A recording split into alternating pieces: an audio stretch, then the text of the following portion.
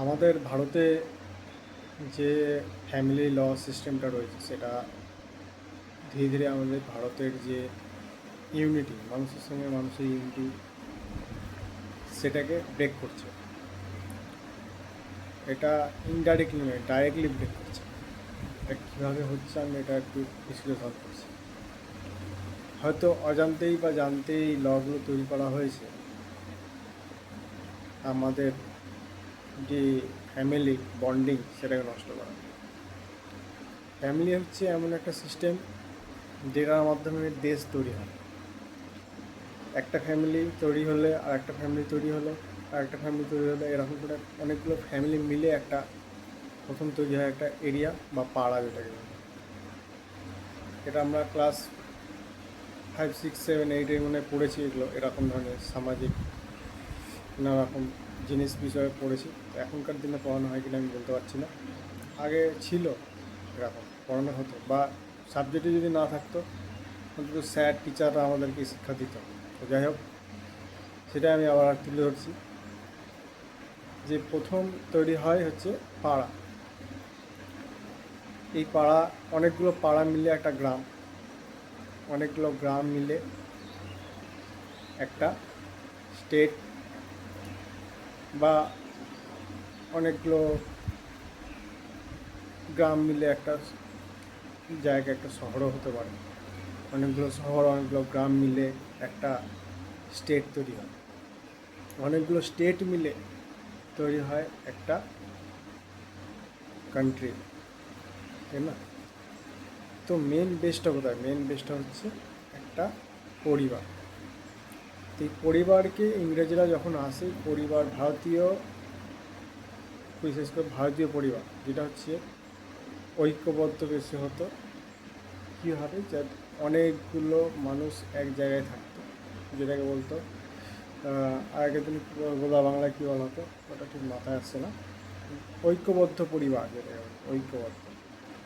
ঐক্যবদ্ধ অনেকগুলো মানুষ, অনেকগুলো ফ্যামিলি হতো তার মধ্যে। মানে একটা লোক হয়তো মেয়ে, ফ্যামিলির হেড, তার ছেলে, তার ছেলের ছেলে মেয়ে, ছেলে মেয়ে, তার ছেলে, ছেলে মেয়ে, তার ছেলে, ছেলে, এইভাবে মানে একটা ঐক্যবদ্ধ পরিবার ছিল।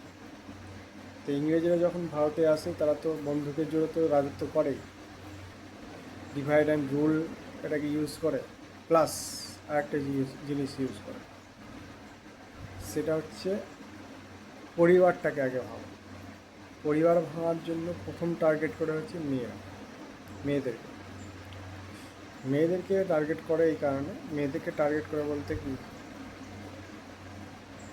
আগেকার দিনে মানে ভারতে প্রায় কুসংস্কার প্রচুর ছিল। ইংরেজরা যখন ভারতে আসেন, বিভিন্ন পণ্ডিত, মানে সোকল পণ্ডিতরা ভারতে তখন রাজত্ব করতো, এমনকি রাজাদেরকেও চালনা করতো। তারা নানা কুসংস্কারের মাধ্যমে যাতে মেয়েদেরকে শোষণ করতে পারে, তার জন্য নানা রকম রুলস তৈরি করেছে। সতীদাহ প্রথা, আরও নানা রকম রুলস তৈরি করেছিল। বহু বিবাহ তো একটা তার মধ্যে ছিলই, মানে বিবাহ মধ্যে বুদ্ধা হয়ে যাচ্ছে, তারপরেও সে বিয়ে করে চলেছে। তো সেসব সোকল রুলস কিছু ছিল, তারা তৈরি করেছিল। ইংরেজরা দেখে যে একটা ঐক্যবদ্ধ জোটবদ্ধ পরিবারকে যদি ভাঙতে হয়, আগে আমাদেরকে মেয়েদেরকে টার্গেট করতে হবে। তো তার মধ্যে কিছু ভালো জিনিস করতে হবে। ভালো জিনিস কি? যে সতীদাহ প্রথা বন্ধ করার জন্য ইংরেজরা একটা ল বানায়।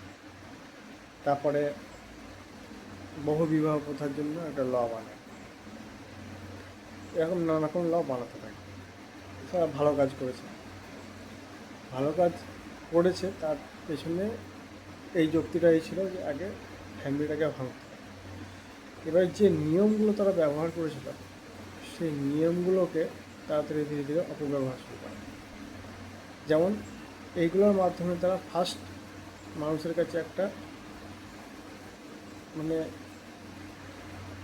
মানুষকে মেয়েদের প্রতি এই সব অত্যাচারের জন্য তারা দাঁড়ায়। তার ফলে কী হয়, তারা মানুষের কাছে একটা ইয়ে পায় যে না, মেয়েদের বিশেষ করে মেয়েদের কাছে একটা ইয়ে পায় যে না, আমাদের জন্য ইংরেজ সরকার অন্তত এই জিনিসটা করছে।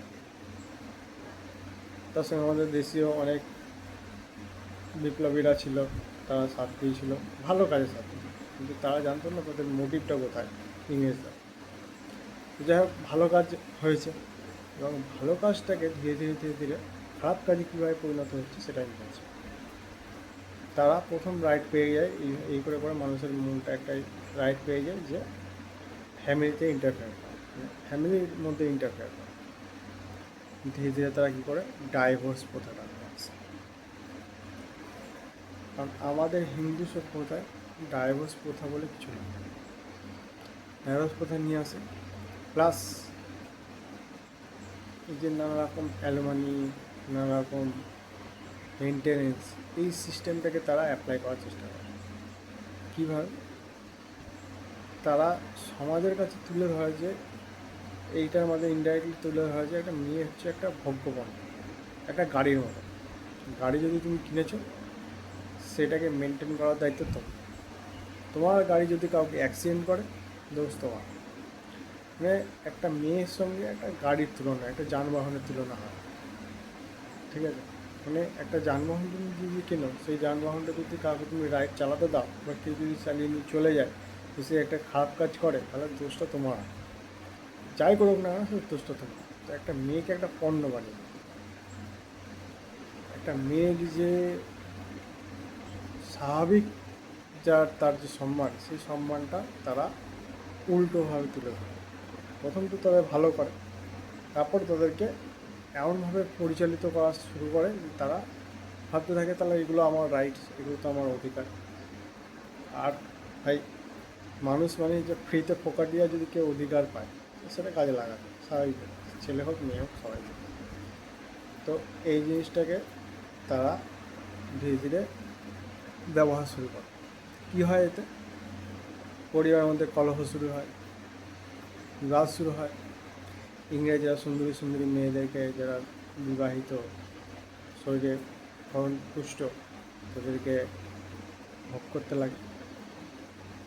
এই করে করে ধীরে ধীরে কী হয়, ছেলেদের মধ্যে একটা মানে পরিবারগুলো ভাঙতে থাকে, এবং ছেলেদের, বিশেষ করে পুরুষ যেহেতু সমাজটাকে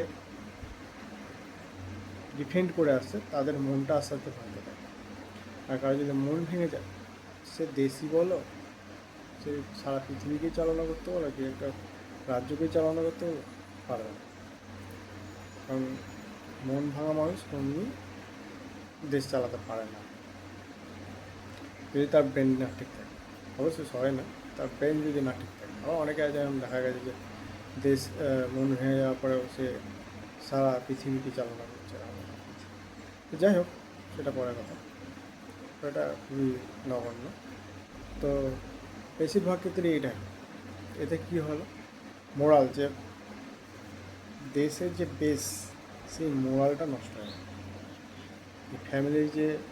ফ্যামিলিটা হচ্ছে মোরাল, সেই মোরালটা অনেকটা নষ্ট হয়ে গেল। এতে কী হলো, দেশটা অনেকটা আরও ঝুঁকে পড়লো, যে আমি যার জন্য করছি, যার জন্য কর দিচ্ছি, তাদের জন্য আমি খাচ্ছি, তারাই আমাকে পিঠে রান করছে, তারাই আমার সঙ্গে চিটিংবাজি করে ইংরেজদের সঙ্গে লটর পটর করে বেড়াচ্ছে, বা জমিদারের সঙ্গে লটর পটর করে বেড়াচ্ছে, অথচ আমি তার ব্যাপারে কোনোরকম কোনো স্টেপ নিতে পারছি না। তো ইংরেজরা তো চলে গেছে, কিন্তু সেই রুলস দেশে এখনও রেখে গেছে। সেই রুলসটাকে বর্তমান যে পলিটিশিয়ানসরা আছে, সেটাকে আরও খারাপ করে দিচ্ছে। এর ফলে বুঝতে পারছেন না একটা জিনিস, যেটা ইংরেজ আমলেও ঘটেছিল, এই আমলে আরও বেশি ঘটছে। সেটা হচ্ছে, একটা ফ্যামিলির মধ্যে যদি মহিলাকে ফুল ডাইরেকশন দেওয়া হয়, তাকে বলা হয় যে ডাইভোর্স দিলেই তোমার সব শেষ ওই ছেলেটার প্রতি, অথচ ছেলেটা তোমার সব কিছু দায়িত্ব তোমাকে তাও পালন করবে, কারণ সেই ছেলেটা ধার্মিকভাবে এবং আইনগতভাবে বাধ্য। মহিলাকে এইভাবে ব্রেনওয়াশ করা হচ্ছে, এইভাবে তাদের চালনা করা হচ্ছে। ফলে কী হচ্ছে, মহিলাটা ভাবছে আমার তোর সঙ্গে সম্পর্ক হচ্ছে, শুধু টাকা নেবো, ব্যাস টাকা নেবো আর ফুর্তি করে বেড়াবো, কখনো এর সঙ্গে, কখনো ওর সঙ্গে, কখনো ওর সঙ্গে, কখনো কখনো ভালো ভালো বড় বড় মানুষরা তাদেরকে ভোগ করছে, নষ্ট করছে। এই রুলসগুলো করে যারা বড় পদে আছে তারা তো ফায়দাল উঠে নিচ্ছে, ঠিক আছে, কিন্তু মেন প্রবলেমটা কোথায় হচ্ছে? মেন প্রবলেম হচ্ছে আমাদের দেশের যে মোরাল ফ্যামিলি, সেইটা ধীরে ধীরে নষ্ট হয়ে যাচ্ছে। আপনারা এখন হয়তো আশেপাশে দেখতে পাবেন যে ঐক্যবদ্ধ ফ্যামিলি প্রায় খুব কমে গেছে, খুব কমে গেছে। বিশেষ করে একটা পরিবারে 4-5টা ছেলে ছিল, বড় হয়েছে, যে বিয়ে ছাড়া দিয়েছে আস্তে আস্তে ফ্যামিলিটা ভেঙে গেছে। যে বেরিয়ে গেছে, ও বেরিয়ে গেছে, এ বেরিয়ে গেছে, ও আলাদা থাকছে, অনেকে বাবা মাকে দেখে না, নিজের সঙ্গে ফিরে আসছে, অনেক বাবা মা আবার ছেলে মেয়েদেরকে দেখে না, এরকমও হয়েছে। তো এইগুলো হওয়ার কারণ হচ্ছে ওই ফ্যামিলি ল। ফ্যামিলি লটা খারাপ হয়ে গেছে। এখন এমন হয়ে গেছে, একটা একটা বাবা, বয়স্ক বাবা, তার কাছে হয়তো একটাই সম্পত্তি পড়ে আছে, সে পৈতৃক সম্পত্তি হয়তো পেয়েছে, তার ছেলেটা কাজকর্ম করে না, জুয়া ফোয়া খেলে, চারিদিকে খেলে, মন্ত্রণা করে ঘুরে বেড়ায়। এবার দেখছে বাবার সম্পত্তি, বাবা তাকে বলছে আমি তোকে সম্পত্তি দেবো না, তুই যা করার করে না। ও কী করছে, গিয়ে কেস করে দিচ্ছে যে তুমি পৈতৃক সম্পত্তি পেয়েছো, আমাকে দিতে হবে, আমার এটা রাইট আছে। সে কী করছে, সেই সম্পত্তি নিয়ে আবার বেঁচে গেছে, বাবা মাকে ভাগিয়ে বৃদ্ধাশ্রমে পাঠিয়ে ও বেঁচে গেছে, আবার পরিশ্রান্ত হয়ে গেছে, সর্বশান্ত হচ্ছে। তো এইগুলো খুব খারাপ, লটাকে ইউজ হচ্ছে, মিস ইউজ হচ্ছে। তারপরে আর একটা জিনিস কি, যে মেয়েদেরকে এই যে ফ্যাসিলিটি দেওয়ার নাম ভুল পথে চালনা করা হচ্ছে, তার ফলে কী হচ্ছে, ক্ষতিটা আলটিমেটলি মেয়েদেরই হচ্ছে। এবার কীভাবে হচ্ছে, একটা ছেলে একটা মেয়ে বিয়ের পরে একভাবে একটা ফ্যামিলি তৈরি করে, সেখান থেকে তাদের নেক্সট জেনারেশন তৈরি হয়। সেই নেক্সট জেনারেশন তারা ব্রিলিয়ান্ট হতে পারে, হয়তো কেউ ইঞ্জিনিয়ার, কেউ ডাক্তার, বা কেউ একটা নগণ্য সিম্পল কর্মীও হতে পারে, কারণ বিন্দু বিন্দু মিলেই সাগর। তো প্রত্যেকটা ব্রেন, হিউম্যান ব্রেনই হচ্ছে আমাদের দেশের আসল সম্পদ। নেক্সট জেনারেশন হচ্ছে আমাদের দেশের কিং। আমরা সবাই রাজা, আমাদের এই রাজত্বে সেই রাজাটা কি, সেই রাজাটা হচ্ছে নেক্সট জেনারেশন। আমরা রাজা নয়, আমি আজকে বলছি আমি রাজা নয়, আমার যে নেক্সট জেনারেশন বা আমার আশেপাশে আশেপাশে সব বাচ্চারা নতুন জন্মেছে, তারা হলো রাজা, আমরা তাদের রাজত্বে রাজ করব। এই থিঙ্কিংটা রাখতে হবে। আমাদের দেশের রাজা হচ্ছে এই বাচ্চারা, কোনো প্রধানমন্ত্রী নয়, কোনো রাষ্ট্রপতি নয়, এরা রাজা নয়, এই বাচ্চাগুলো। তো এই ভুলভালভাবে পথে মেয়েদেরকে চালনা করার জন্য কী হচ্ছে, এই বাচ্চাগুলো ভবিষ্যতে খুব নষ্ট হয়ে যাচ্ছে। একটা বাবা মা হয়তো ডিভোর্স পেয়ে চলে যাচ্ছে, কিন্তু সেই বাচ্চাটা ওই বাবা মার ভালোবাসাটা আর পাচ্ছে না, তারা ঠিকঠাকভাবে পরিপুষ্ট হয়ে তাদের ব্রেনটা তৈরি হতে পারছে না, তারা ভুল শিক্ষা নিচ্ছে সমস্ত। আর একটা জিনিস হচ্ছে, হয়তো যাদের বাচ্চা একটা ছেলে একটা মেয়ে বিয়ে করলো, তার থেকে হয়তো একটা ব্রিলিয়ান্ট বাচ্চা জন্মাতে পারত, যদি সে একটা বিশাল বড় কিছু হতে পারত। সেই ছেলেটা দেখা গেলো, ছেলে মেয়েটার মধ্যে একটু ঝামেলা ঝাঁটিয়ে হলো, কেউ তাকে মন্তব্য করে কোর্টে কেস করে আসবে মেয়েটাকে, বেশিরভাগই মেয়েদের ক্ষেত্রেই হচ্ছে, কোর্টে কেস করে আসবে, বা ছেলেটাকে বললো তোর বউকে ছেড়ে দেবে, ও ফালতু যাবে, সব থেকে লাভ নেই। কিন্তু আগেকার দিনে এই জিনিসটা ছিল, যত একটা ছেলে মেয়ের সঙ্গে বিয়ে হয়ে গেল মানে তাকে তোমার ঝগড়া করো, মারামারি করো, ক্যাচার ম্যাচার করো, যাই করো না কেন, একভাবে থাকতে হবে, বুড়ো বুড়ি হয়ে ফুটে যাওয়া অবধি থাকতে হবে। আর এটাই হতো। আর এতে কী হতো, প্রথম প্রথম হয়তো মিলতো না, খুব ঝামেলা হতো, তারপরে আস্তে আস্তে আস্তে আস্তে যেই মিল হতে লাগতো আস্তে আস্তে কমতো, আবার একটা বয়সের টাইম আবার মিল হতো না, আবার ঝামেলা হতো, আবার কমতো, এইভাবে উঁচু নিচু হতেই থাকতো তাদের মধ্যে, কিন্তু তারা কেউ কাউকে ছেড়ে যেত না।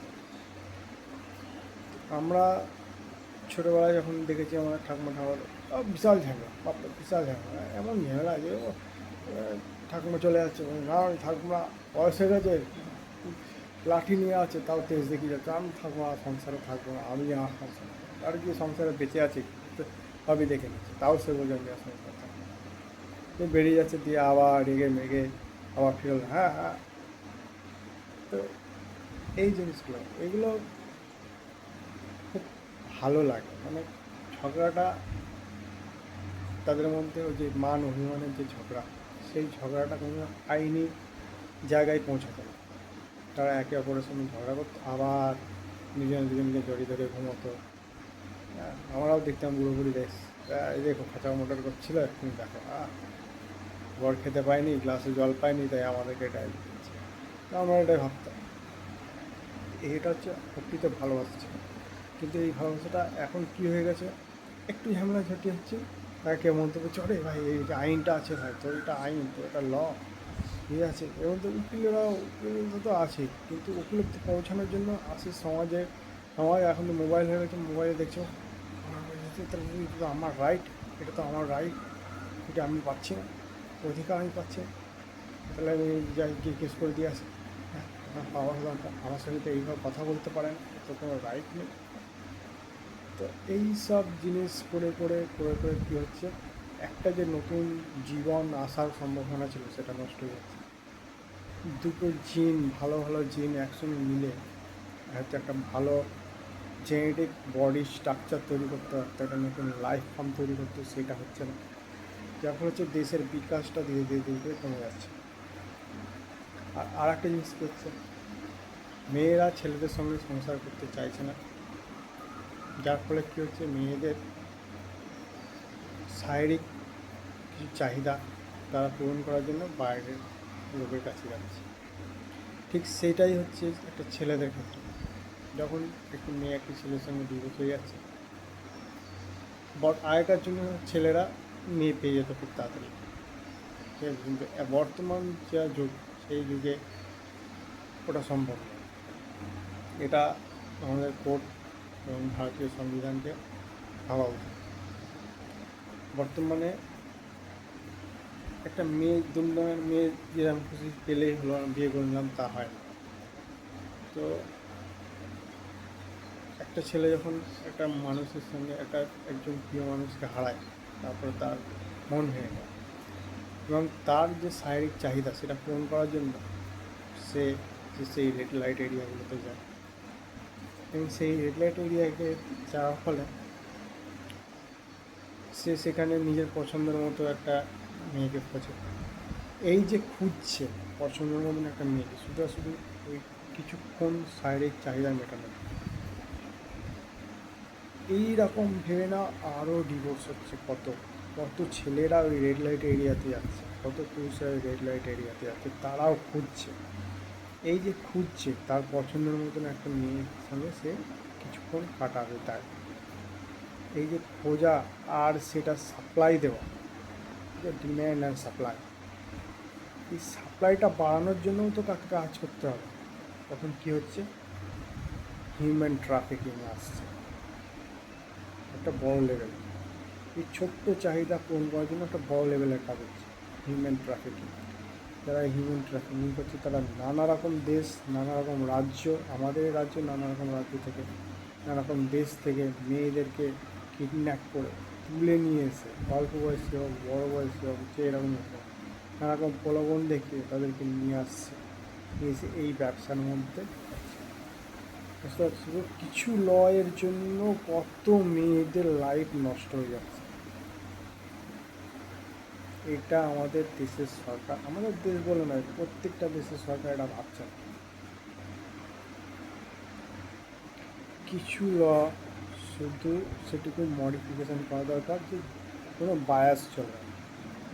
দুজনে বিয়ে করেছে, তুমি এ দিয়েছো, তুমি ওই দিয়েছো, তুমি যা যা পেয়েছো, তুমি যা যা দিয়েছো, বিয়ের সময় এটা লিখিত হবে এই দিয়েছো। আর যদি তুমি কোনো লেখালেখি না করে থাকতো, কেউ কিছু পাবে না, ডাইরেক্ট ডিভোর্স হয়ে যাবে, প্রথম। যদি সংসার নাই করতে চাও, ডিভোর্সের কেস যদি রাখতেই হবে। আর না হলে বিয়ে করেছে যখন সারা জীবন কাটাতে হবে, এরকম সিস্টেম হওয়া যায়। নাহলে এই যে হিউম্যান ট্রাফিকিং, এই যে মেয়েগুলোকে নিয়ে এসে বাইরে থেকে নিয়ে এসে তাদের সঙ্গে তাদের উপরে ওই ডিম্যান্ড সাপ্লাই চেনটাকে ইকুয়াল করার চেষ্টা, এর ফলে বহু মেয়েদের লাইফ নষ্ট হচ্ছে। এবার আসি আরও খতরনাক। এবার দেখা গেল যৌবন বেশি দিন থাকে না, কিন্তু একটা পুলিশের চাহিদা সারা জীবন থেকে মরার আগে অবধি থেকে যায়, যার কারণে আগেকার দিনে বহু বিবাহগুলো হতো।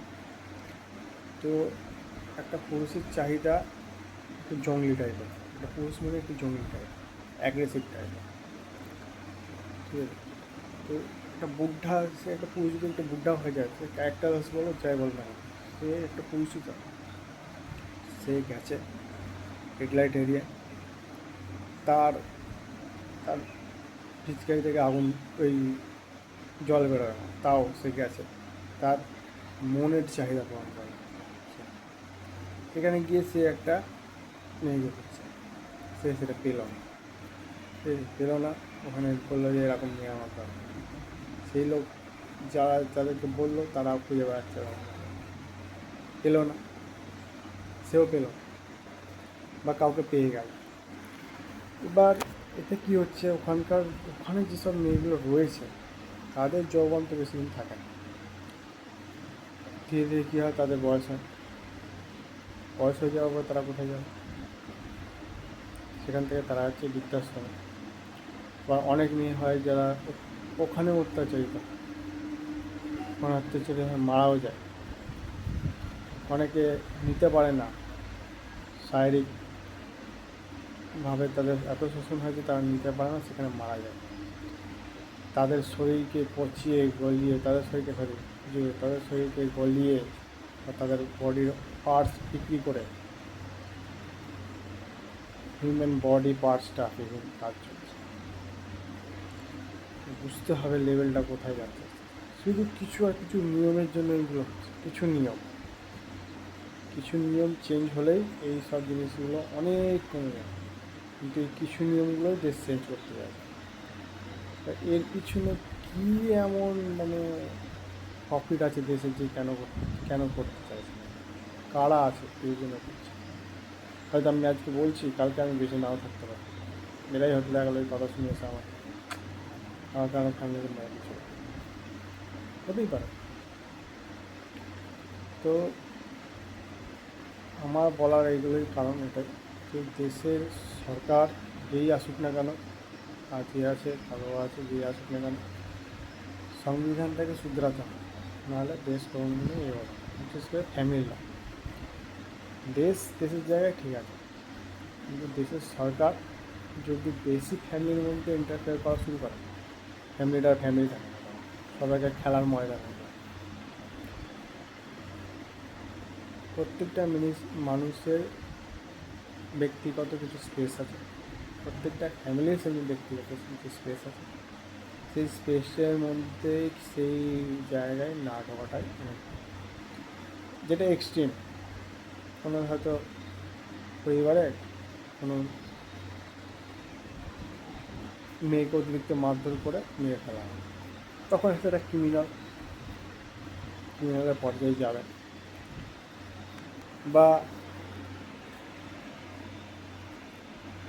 তাদেরকে নজরবন্দি করা হোক, কাউন্সেলিং করা হোক, বা ডাইভোর্সের জন্য যারা যদি কেস করছে, মেয়েটি নির্যাতিত কিনা তার জন্য সঠিক তদন্ত করা হোক, দুটো পরিবারকে কাউন্সেলিং করাবার চেষ্টা করা হোক।